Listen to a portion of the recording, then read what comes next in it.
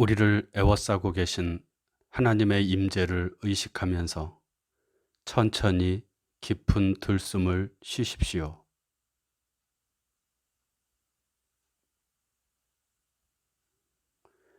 이제 우리 안에 내주하시는 하나님께서 나를 통해 숨을 쉬시도록 천천히 날숨을 내쉬십시오.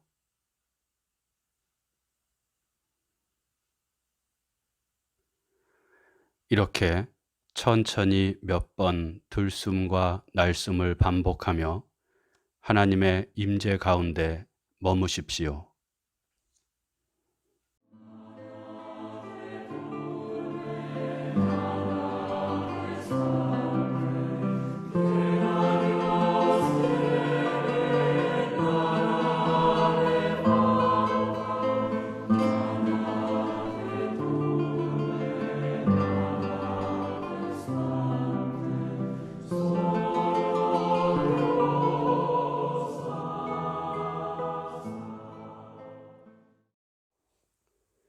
오늘 우리에게 주시는 하나님 말씀은 마가복음 1장 9절에서 15절 말씀입니다.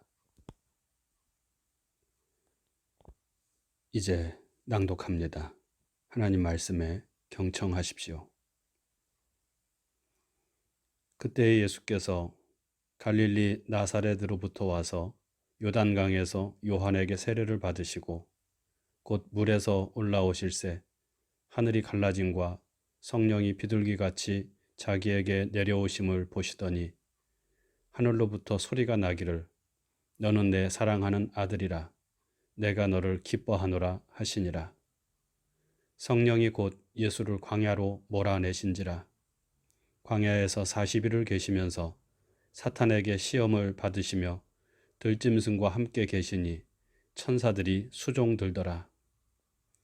요한이 잡힌 후 예수께서 갈릴리에 오셔서 하나님의 복음을 전파하여 이르시되 때가 찼고 하나님의 나라가 가까이 왔으니 회개하고 복음을 믿으라 하시더라.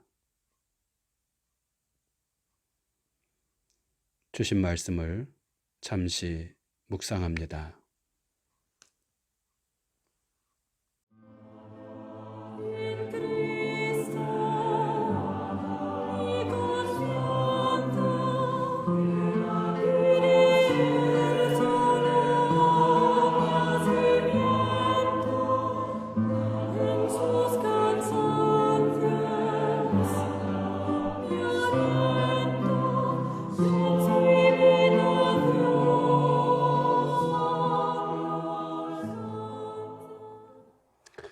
그리스도의 고난을 묵상하며 주님을 따라 십자가의 길을 걸어가기를 다짐하는 사순절이 시작되었습니다. 우리 교회는 이 40일의 기간 동안 복음서를 읽으면서 예수의 뒤를 따라가고자 합니다. 마태복음, 마가복음, 누가복음, 요한복음 이 네 복음서를 모두 읽어도 좋고 하나의 복음서만 반복해서 읽어도 좋습니다. 매일 정해진 시간에 정해진 분량을 읽는데 읽으면서 예수는 누구신가에 대해 대답해 보시기 바랍니다. 그리고 그 예수 앞에서 나는 누구인가 자신의 삶을 성찰해 보시기 바랍니다. 마지막으로 침묵 가운데 기도하면서 하나님의 음성에 귀를 기울여 보십시오. 이 모든 과정을 기록으로 남겨도 좋습니다. 이렇게 사순절을 보내면서 예수를 새롭게 만나고 예수를 좀 더 많이 닮아가기를 바랍니다. 오늘 사순절 첫째 주일에 우리에게 주신 하나님 말씀은 예수의 세례받음과 광야 시험 그리고 예수의 갈릴리에서의 활동 시작에 관한 말씀입니다. 이 중에서 특별히 예수께서 40일 동안 광야에서 사탄에게 시험을 받으셨다는 말씀은 우리가 늘 사순절 첫째 주일에 읽는 말씀입니다. 사순절의 기원도 예수께서 40일간 시험 받으셨다는 데에서 비롯되어졌다고 알려져 있습니다. 그런데 마가가 전하는 예수의 시험받음에 대한 기록은 마태나 누가의 기록과는 다릅니다. 마태나 누가는 예수께서 광야에서 40일 동안 줄이신 후에 사탄에게 시험을 받으셨는데 그 시험의 내용은 서로 순서는 좀 다르지만 돌을 빵으로 만들어 보아라, 또 높은 곳에서 뛰어내려 봐라, 또 마귀에게 절하라는 것이었습니다. 하지만 마가는 예수께서 40일간 금식하셨다고 말하지 않고 있고 오히려 그 기간 동안 천사들로부터 수종을 받았다. 이 말은 천사들로부터 음식과 음료를 공급받았다는 그런 말입니다. 그렇게 전하고 있고 40일이 되는 마지막 날 시험을 받으신 것이 아니라 40일 내내 사탄으로부터 시험을 받으신 것처럼 전하고 있습니다. 그리고 결정적인 차이가 있는데요. 그것은 마태나 누가와 달리 마가는 예수께서 사탄에게 무슨 시험을 받았는지를 밝히지 않는다는 것입니다.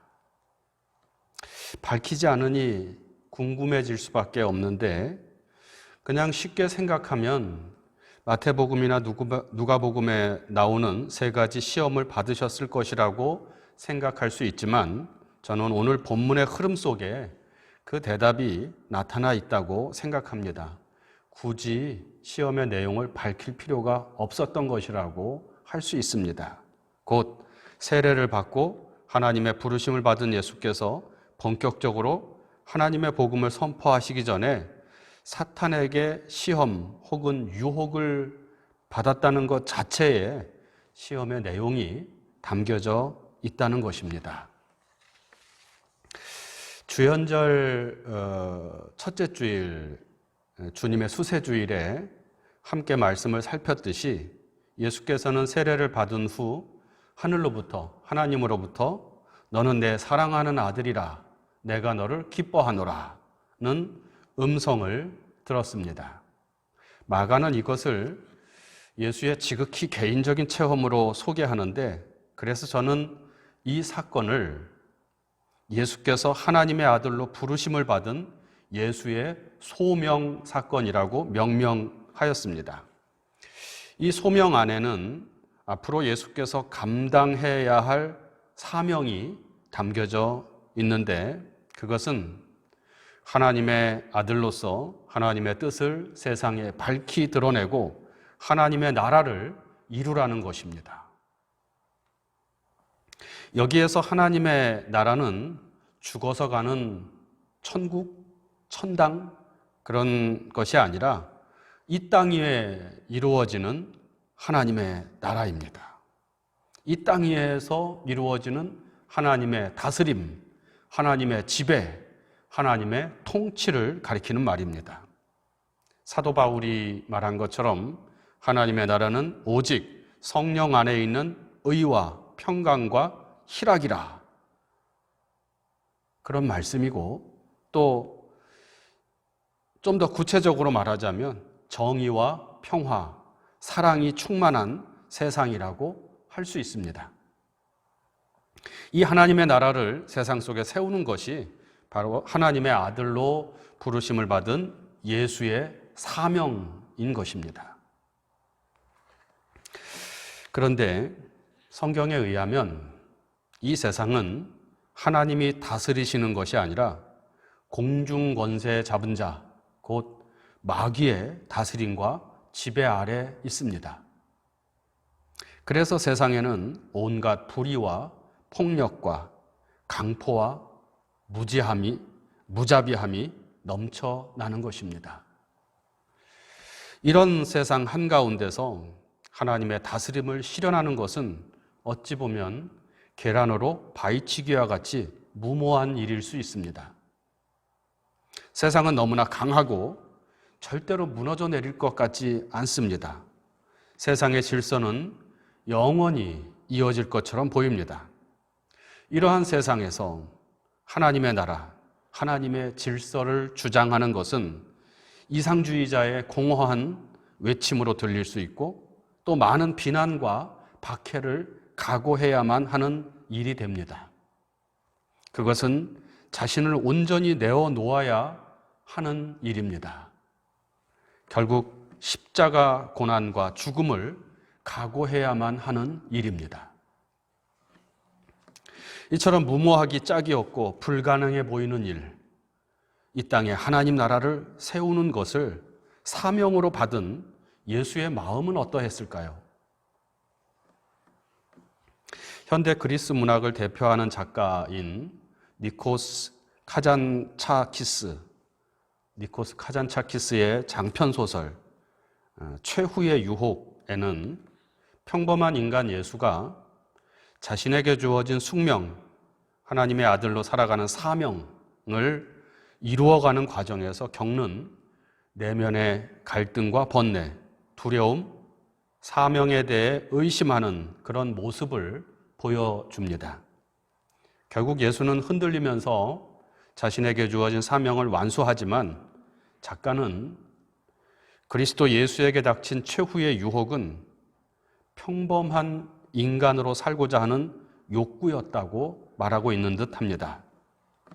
하나님의 나라나 인간의 근본적인 변화, 하나님의 뜻을 이루는 일, 이러한 거창하고 거대한 사명을 감당하는 것보다 한 여자를 사랑하고 결혼하고 아이를 낳아 기르고 그 속에서 소소한 행복과 재미를 누리며 살아가고자 하는 평범한 삶에 대한 욕구가 그리스도 예수에게 다가온 마지막 유혹이었다는 것입니다.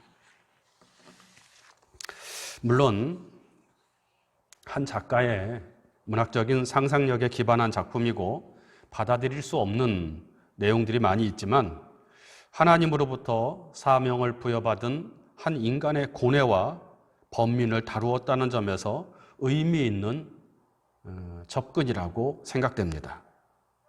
그리고 이것은 오늘 마가가 전하는 예수의 광야 시험, 예수는 광야에서 사탄에게 어떤 시험을 받았는가, 어떤 유혹을 받았는가에 대해 하나의 실마리를 제공해 주는 듯합니다.